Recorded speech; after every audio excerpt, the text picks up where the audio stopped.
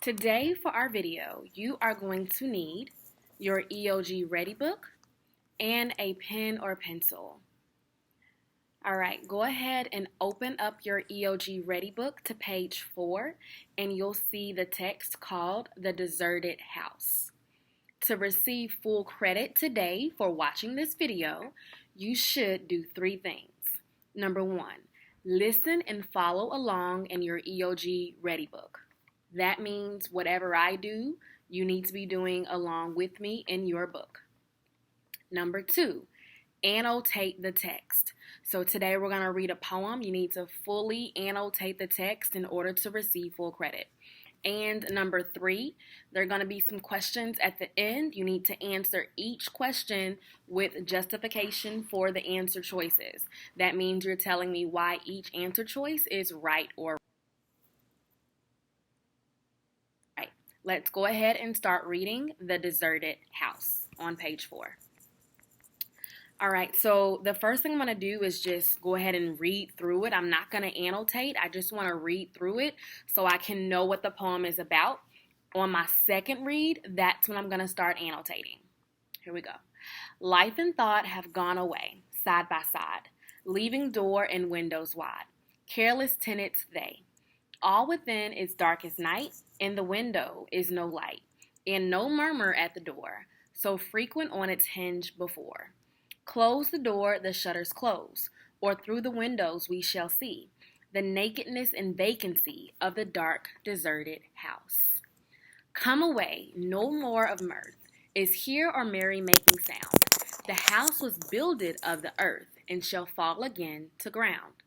Come away, for life and thought here no longer dwell, but in a city glorious, a great and distant city, have bought a mansion incorruptible.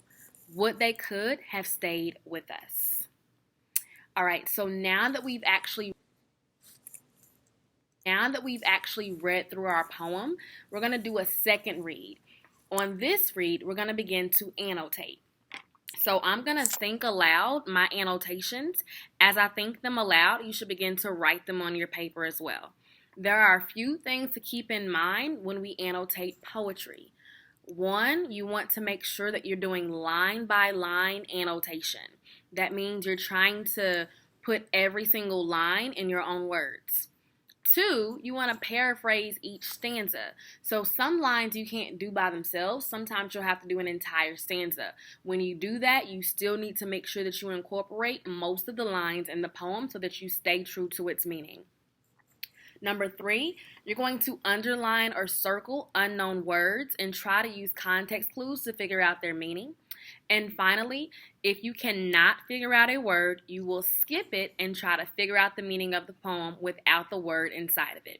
This will come in handy when there are not context clues for a specific unknown word.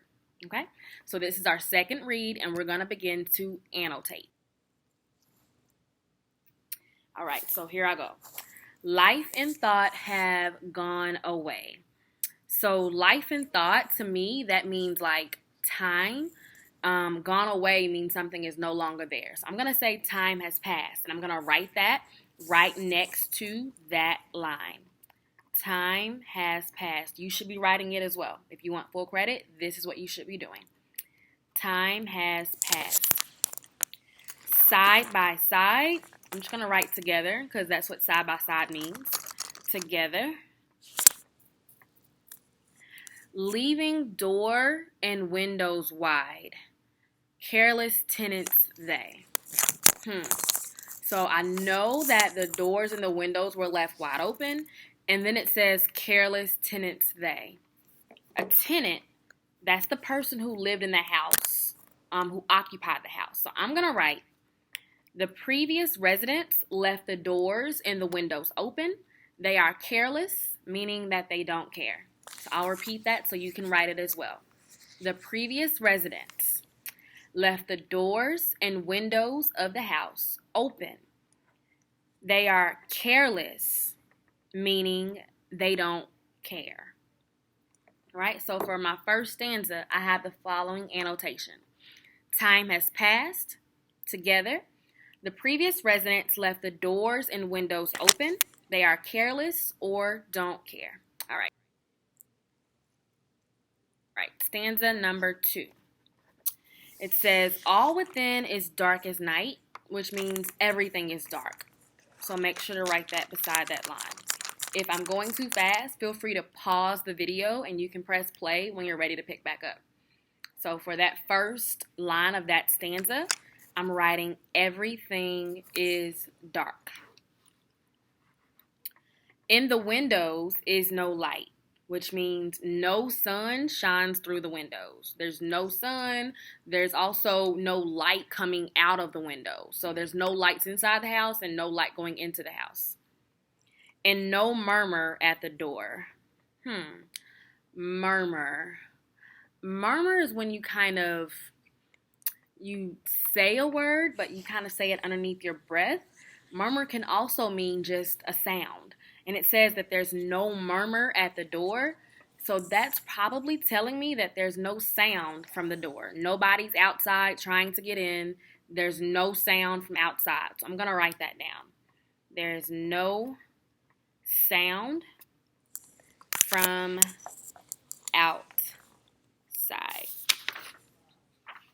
All right. And it says so frequent on its hinge before. So frequent on its hinge. So I know that frequent means often. And I know that the hinge is attached to the door. So often on its hinge before. That means that previously the door had been used a lot. It was frequently on its hinge, meaning people used to come in and out of it, but now there's nobody coming in and out of it. So I'm going to write previously the door had been used a lot. Previously the door had been used a lot. Okay? Moving on to stanza 3. Close the door, the shutters close, or through the windows we shall see the nakedness and vacancy of the dark, deserted house. I'm going to break this down. The first 2 lines, I'm going to write, if you close the doors and you only look through the windows, you can see how empty the house is. So I'm going to write that on my paper, and you should too.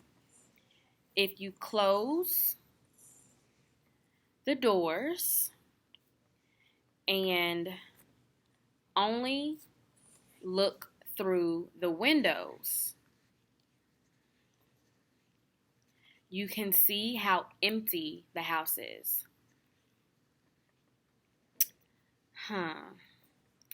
I know that the house is empty because it uses the word nakedness and vacancy.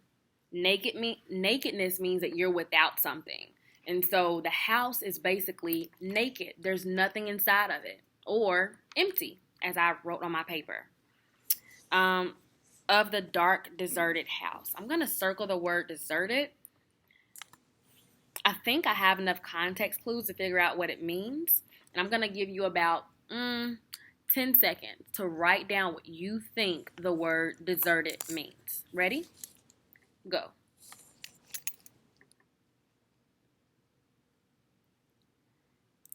Five seconds. What does the word deserted mean? All right. If you said that deserted means that there's no one there, that it's empty, that it's left alone, you are absolutely correct. The context clues from the previous line let us know what the word deserted means. Stanza number 4.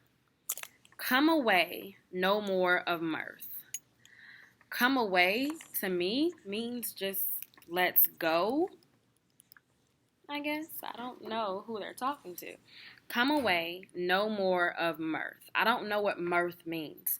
So I'm going to circle it, and I'm just going to write what I do know. So there is no more ... because I don't know what mirth means. And I'll fill in those dots once I figure out what mirth means. Is here or merry making sound? That merry looks like the same Merry and Merry Christmas.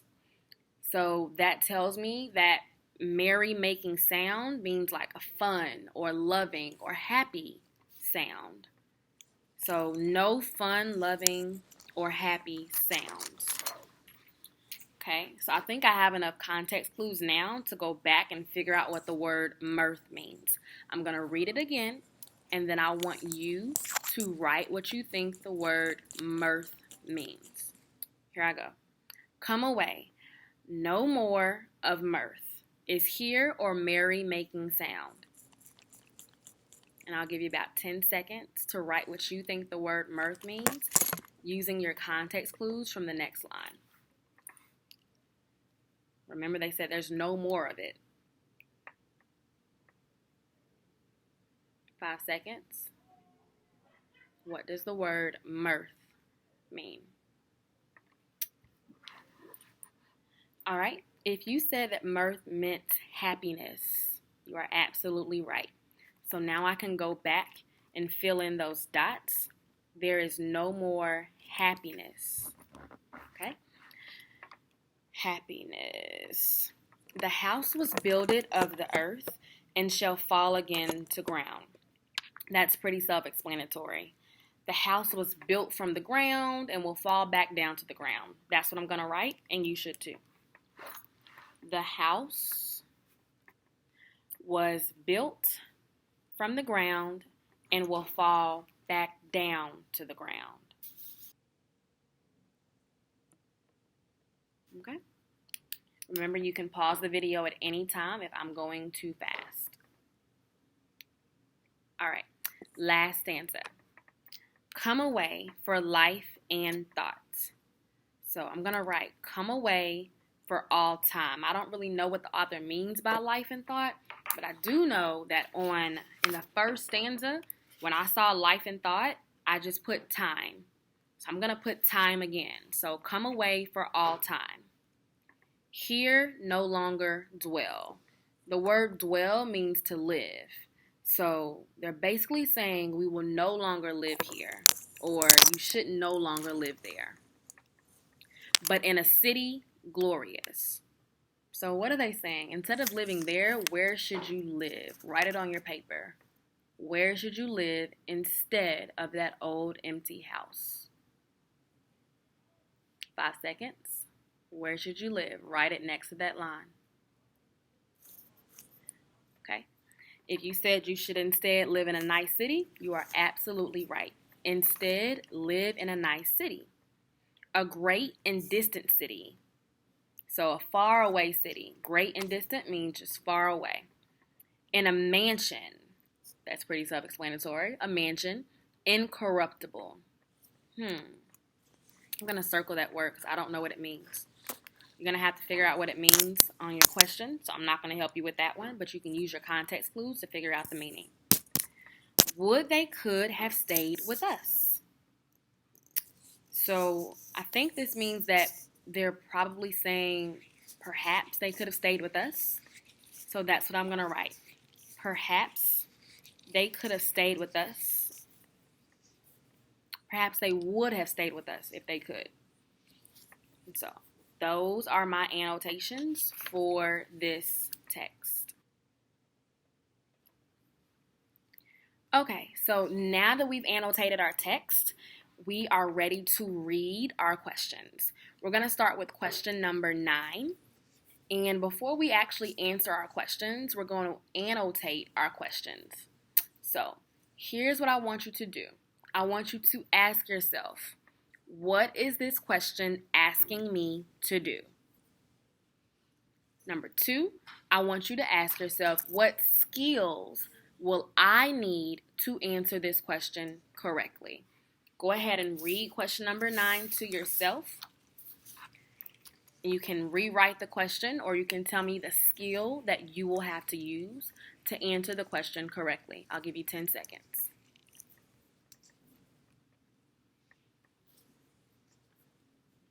5 seconds. All right. If you said the question is asking you about the main idea of the text, you are absolutely right. This is asking us about the main idea of the poem. Absolutely right. All right, so after we annotate our questions, we're going to answer the questions, and we're going to explain each answer choice. In language arts, this is the only subject where we actually give you the answers. So all of our answers can be found in the text, or we can get all of our answers by reading the text. So when I say explain each answer choice, I mean make sure you have the correct answer. Actually tell me why each answer choice is right or wrong, and use the text to justify your response. Okay, so let's do number 9 together. What is the main idea of this poem?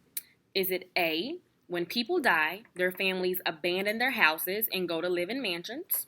Is it B, when people act thoughtlessly, their houses will become dark and fall down? Is it C, when people act honestly, they will live in magnificent mansions rather than deserted houses? Or is it D, when people die, their bodies become empty shells and the souls move on to an everlasting afterlife? That one was deep. All right. I'm going to give you some time to think about it. What you should be doing is going back to the text, looking at each answer choice to see if the text supports it. So, for instance, on A, when people die, their families abandon their houses and go to live in mansions. If A is correct, then I will see something in this text about somebody dying and their family going to live in a mansion because that they're dead, okay? So go back to the text and see if the text supports A as your answer.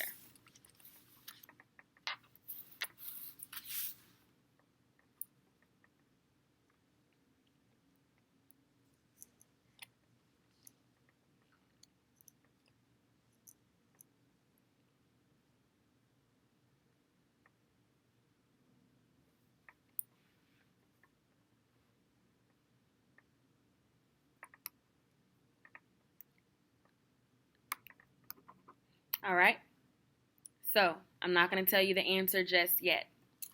Let's go ahead and do B. When people act thoughtlessly, their houses will become dark and fall down.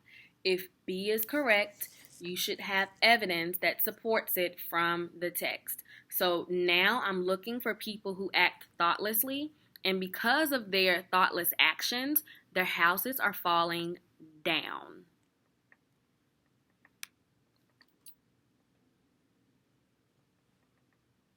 So I do see some evidence in stanza 1 where it says leaving door and windows wide, careless tenants they. But I need to know, because they left the windows open, is that why the house fell down? If you can find evidence that supports it, then that's your answer. If you cannot find evidence, then it's not your answer. So let's look to see, is that the reason why the house fell down?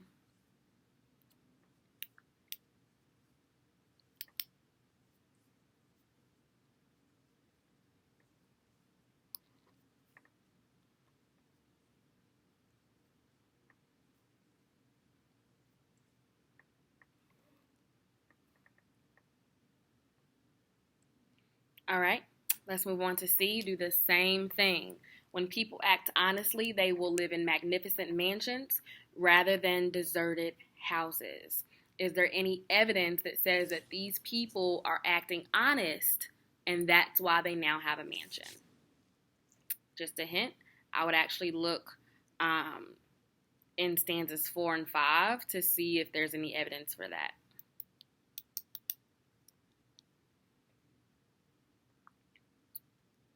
Remember, all of our answers are in the text. And finally, D. When people die, their bodies become empty shells, and the souls move to an everlasting afterlife.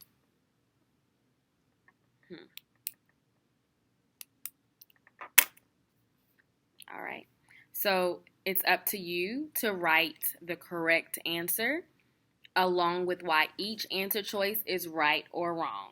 I will give you guys 60 seconds and then I will reveal the answer to you.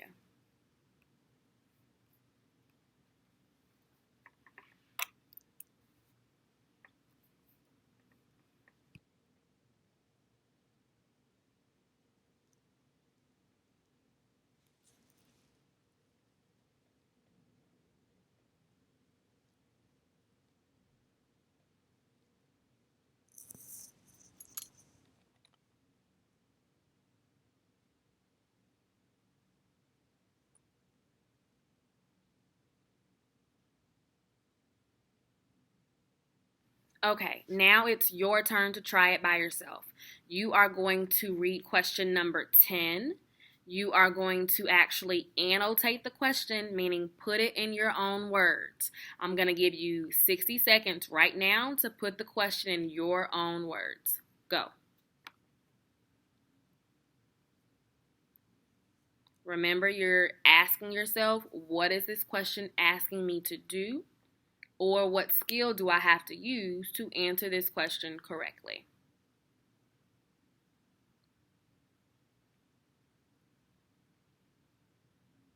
"30 seconds.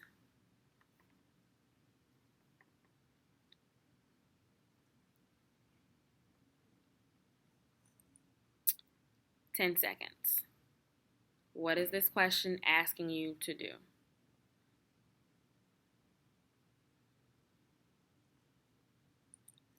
Okay, so now that you have that, you need to actually go through each answer choice.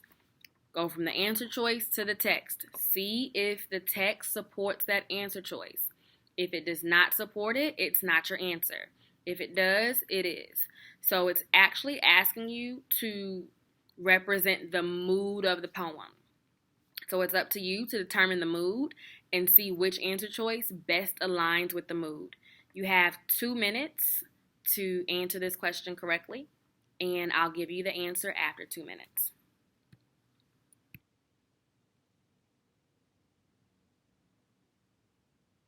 Okay, now it's your turn to try it by yourself. You are going to read question number. Here is the very last part of your assignment. To receive full credit today, you need to complete questions 11 through 13 by yourself. You're doing this by going through each answer choice for the questions and explaining why each answer choice is right or wrong using evidence from the text. That's the only way you'll get full credit, is if you actually say why A is right, why B is right, why C is right. You have to actually tell me why it's right or wrong with justification from the text. And that was this week's video. Hope you guys learned a lot, and see you next week. Bye.